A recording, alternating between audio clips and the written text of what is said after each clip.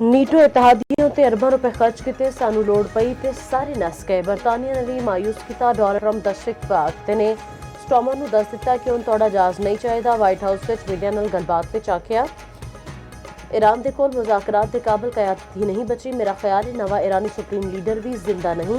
100 तो वध ईरानी बहरी जहाज़ों को तबाह करने का दावा। ईरान के कोल एटम बम होंदा तो साडे खिलाफ इस्तेमाल करदा। इसराइल ईरान के खिलाफ जौहरी हथियार इस्तेमाल नहीं करेगा। अब न हुरमुज़ खुलवाने लई फिर दूजे मुल्कों तो मदद की अपील।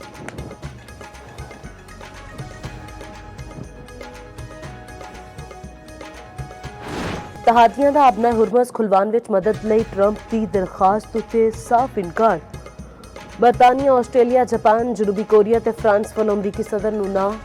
जर्मनी, यूनान ते इटली का भी ट्रंप की मदद तो इनकार। चीन ने भी कोई जवाब नहीं दिता। यूरोपीय यूनियन का भी खलीजी जंग में शमूलियत तो साफ इनकार। वज़राए खारजा के इजलास के बाद फैसला किया गया। यूरोपीय यूनियन का आखना है कशीदगी कम करने लई सफारतकारी बेहतरीन रास्ता है।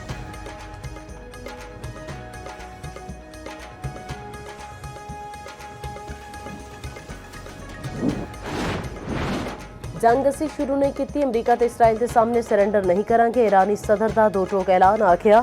खिते में ईरान के खिलाफ अमरीकी फौजी अड्डियां का इस्तेमाल बंद होना चाहिए है। इन्होंने वज़ीर खारजा अब्बास अरागची की मीडिया के नाल खबरों की तरदीद आखिया। ट्रंप के एलची स्टीव विटकोफ नाल कोई राबता नहीं होया।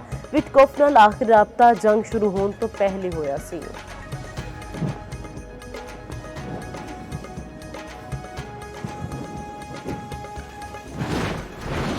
मुल्क भर में शबे कदर अकीदत तो एहतराम नाल मनाई गई। मस्जिदों में खसूसी इबादतां कीतियां गईयां। बादशाही मस्जिद लाहौर में 27वीं रात की मुनासबत नाल इज्तिमाई दुआ। मुल्क की तरक्की सलामती ते उम्मत मुसलमान लई खसूसी दुआवां कीतियां गईयां।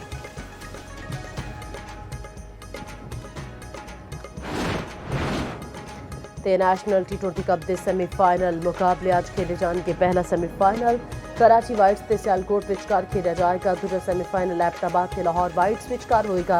इवन द फाइनल कल खेला जाएगा।